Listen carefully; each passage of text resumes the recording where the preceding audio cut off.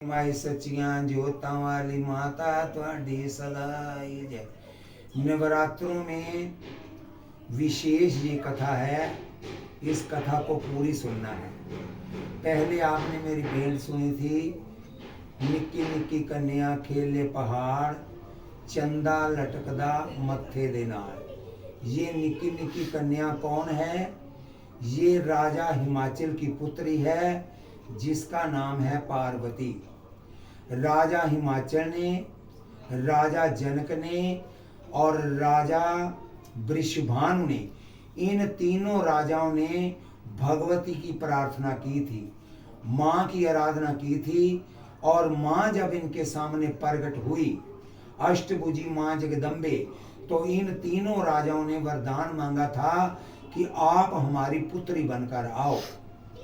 और इन तीनों राजाओं के घर में वो माँ जगदम्बे जगत जननी राजा हिमाचल के घर पार्वती बनकर आई है, और वृषभानु के घर राधा बनकर आई है, और राजा जनक के घर वही सीता बनकर आई है।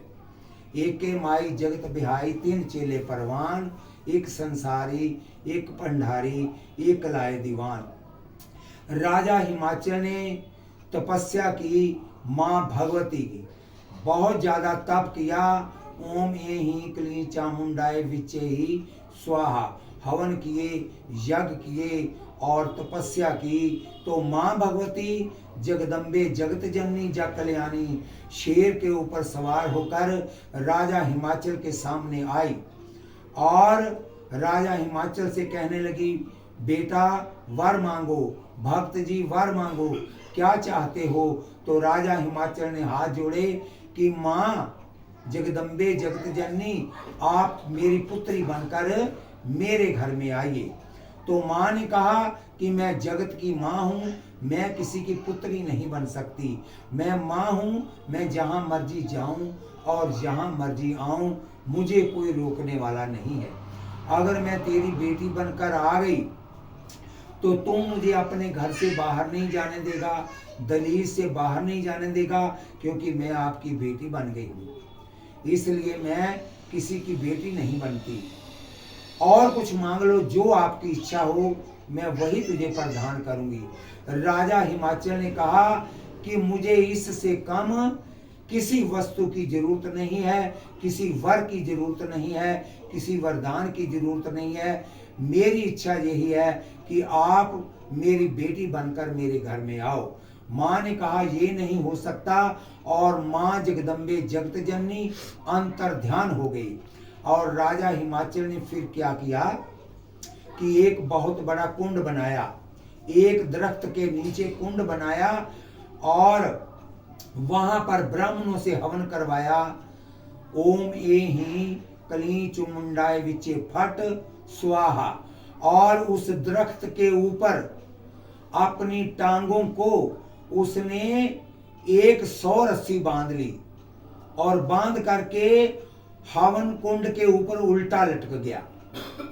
और नीचे जो ब्राह्मण लोग हैं वो हवन कर रहे हैं, ओम ए ही क्ली चुमुंडाए विचे फट स्वाहा। नीचे हवन हो रहा है, अग्नि जल रही है, प्रज्वलित हुई है, और ऊपर से आहुतियां पड़ रही हैं। उस हवन कुंड का जो धुआं है, जो अग्नि है, जो उसका सेक है, तो वो सब ऊपर को जा रहा है, और राजा उल्टा लटका हुआ है उसी हवन कुंड के ऊपर, और वो धुआं ही खा रहा है, धुआं ही पी रहा है। 1 साल बीत गया। उसने राजा ने अपनी रानी मैना को बुलाया, और आकर के कहती है, बताओ महाराज क्या सेवा है? तो राजा हिमाचल ने कहा, रानी तलवार लेकर के एक रस्सी काट दो। और मैना रानी ने अपने पति की आज्ञा का पालन किया और एक रस्सी काट दी, जिन रस्सियों के साथ वो राजा बंधा हुआ था पैरों से। एक रस्सी काट दी।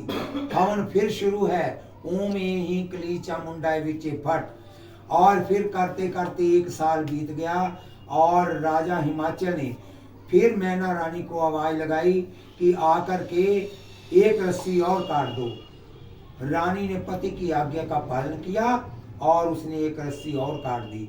इस प्रकार करते करते राजा हिमाचल को 99 वर्ष बीत गए। नीचे हवन हो रहा है और ऊपर राजा हिमाचल लटका हुआ है, ना पानी पी रहा है और ना रोटी खा रहा है, केवल धुएं से ही आपके पेट को भर रहा है और उसकी आंखों से जो आंसू टपकते हैं वो हवन कुंड में पड़ रहे हैं। राजा हिमाचल की आंखों के नैनों के जो आंसू निकले हैं वो हवन कुंड में आहुति डाल रहे हैं। अब एक रस्सी रह गई। 1 साल बीत गया। राजा हिमाचल ने फिर मैना रानी को बुलाया कि मैना आकर के मेरी ये भी रस्सी काट दो।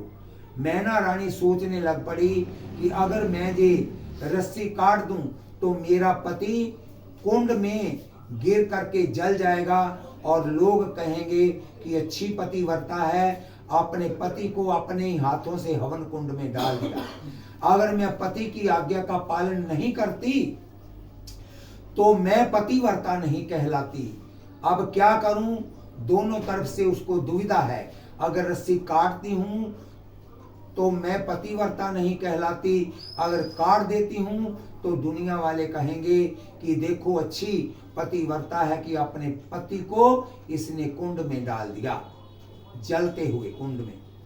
इस प्रकार राजा हिमाचल उसको बार बार कह रहा है, मैना रानी मेरी आज्ञा का पालन करो और इस रस्सी को काट दो। अब उसने पति की आज्ञा मानकर हाथ में तलवार पकड़ी और मां जगदम्बे जगत जननी जग कल्याणी का ध्यान किया। कहती, मां जगदम्बे जगत जननी जग कल्याणी, मैं तेरा आसरा लेकर, तेरे नाम का आसरा लेकर मैं ये अपने पति की रस्सी काट रही हूं। और जब उसने ऐसे तलवार को घुमाने लगी, रस्सी के पास गई तो मां भगवती प्रकट हुई और उसने मैना रानी की बाह को पकड़ लिया और राजा से कहती है, लो मैं आपकी बेटी बनकर आ जाऊंगी। बोलिए वृंदावन बिहारी लाल की जय। इस प्रकार भगवान राम का अवतार हुआ चैत्र के नवरात्रों में 9वीं वाले दिन के 12 बजे, और मां पार्वती का अवतार हुआ इसी रात को, 9वीं की रात को, रात के 12 बजे। बोलिए वृंदावन बिहारी लाल की जय। अगर ये कथा आपको अच्छी लगी है इसको सब्सक्राइब कीजिए, लाइक कीजिए, शेयर कीजिए, आगे भी करते रहिए ताकि मेरा हर एपिसोड आपको मिलता रहे। बोलिए वृंदावन बिहारी लाल की जय।